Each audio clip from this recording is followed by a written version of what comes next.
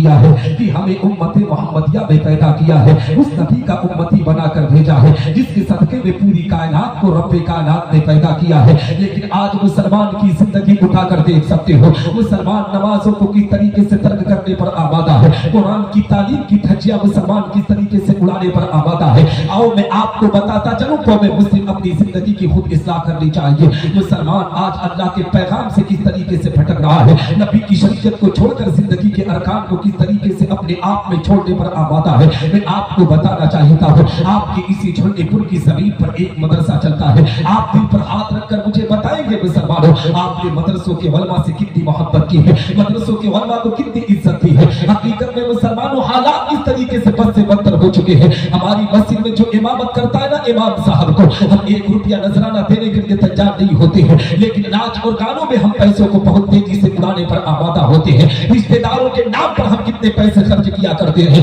حقیقت میں مسلمانوں برتھ ڈے کے نام پر، بچے کے نام پر ہم ہزاروں روپیہ خرچ کر دیتے ہیں، لیکن مسجد کے امام کو 1 روپیہ نذرانہ دینے کے لیے تیار نہیں ہوتے ہیں۔ مدرسوں کے علماء کو ہم 1 پیسہ دینے کے لیے تیار نہیں ہوتے ہیں، اور یہی قوم اپنے مسجد کے امام کو اپنا غلام تسلیم کرنے پر آمادہ ہے، اپنے غلام سے زیادہ اسے عزت دینے کے لیے تیار نہیں ہے۔ میری قوم کے لوگوں، جب تک تم اپنے امام کو غلام سمجھو گے، یہ سوچ لو کہ دنیا میں تم کامیاب ہو جاؤ، اللہ تمہیں کامیابی دے نہیں سکتا ہے۔ اگر دنیا میں کامیابی چاہتے ہو تو پہلے مسجد کے امام کو امام سمجھو، اپنے مدرسوں کے علماء کو عالم سمجھو۔ دعوے کے ساتھ کہتا ہوں، جس دن تم نے اپنے قائدین کو عزت و تقریب دیا، اللہ اسی دن تم پر فضل کی بارش عطا کرے گا، تمہاری دنیا بھی سنورے گی، تمہاری آخرت بھی سنورتی ہوئی نظر۔ نعرہ تکبیر، نعرہ رسالہ،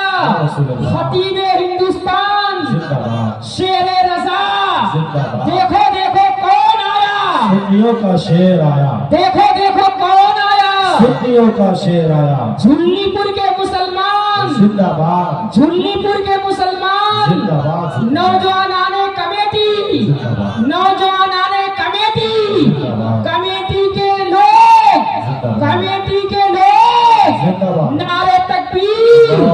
نعرہ رسالہ، یا رسول اللہ۔ اور میں آپ کو بتاؤں میری قوم کی لوگوں، آپ بارڈر پر زندگی گزارتے ہو نا، آپ کو تو ایسا عقیدہ رکھنا چاہیے، ایسا پیغام دنیا والوں کو بتانا چاہیے، اس بھارت کی زمین کے لوگوں کو بتانا چاہیے، ملک ہندوستان میں زندگی بسر کرنے والوں، ہم امن پر کس طریقے سے زندگی گزارنے والے لوگ ہیں، ہم شانتی کو کس طریقے سے اپنانے والے لوگ ہیں۔ ہم نے جب بھی ہندوستان کی زمین پر، جب بھی ہندوستان پر کوئی حملہ کرنے کے لیے آگے بڑھا ہے تو مذہب اسلام کا ماننے والا، اپنے آپ میں نبی کا غلام، سب سے پہلے بھارت کے لیے قربانی دینے کے لیے اپنے سینے کو